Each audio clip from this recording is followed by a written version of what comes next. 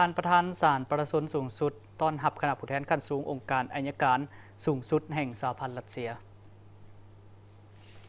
ตอนเช้าของมื้อนี้ท่านนางเวียงทองศรีพดลประธานศาลประชาชนสูงสุดแห่งสปป.ลาวได้ต้อนรับการเข้าพบปะของคณะผู้แทนขั้นสูงองค์การอัยการสูงสุดแห่งสหพันธ์รัสเซียนำโดยท่านอีกอร์ กลาสโนฟหัวหน้าองค์การอัยการสูงสุดแห่งสหพันธ์รัสเซียในโอกาสเดินทางมาเยี่ยมยามและเฮ็ดเวียกอยู่สปป.ลาวท่านประธานศาลประชาชนสูงสุดได้แสดงความยินดีต้อนรับต่อการมาเยี่ยมยามของคณะผู้แทนขั้นสูงองค์การอัยการสูงสุดแห่งสหพันธ์รัสเซียในครั้งนี้เป็นการประกอบส่วนเสริมขยายสายพัวพันธ์มิตรภาพและการร่วมมืออันดี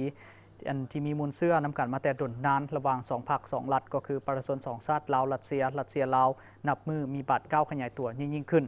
ท่านหัวหน้าองค์การอัยการสูงสุดแห่งสหพันธ์รัสเซียได้แสดงความขอบใจต่อการต้อนรับอันอบอุ่นของท่านประธานศาลประชาชนสูงสุดแห่งสปป.ลาวแจ้งให้รู้ผลสำเร็จของการพบปะ2ฝ่ายการลงนามร่วมในบทบันทึกการจัดตั้งปฏิบัติกิจกรรมในศกปี 2025-2026 ของ2องค์การอัยการสูงสุดรัสเซียลาวซึ่งมีหลายปัญหาเห็นว่า2ฝ่ายตกลงเป็นเอกภาพในการร่วมมือนํกันแนวสาเหตุให้ของเขตเวียกงานอัยการของ2ประเทศรัสเซียลาวรัสเซียให้นับมือมีบาดก้าวขยายตัวขึ้นในตอนหน้า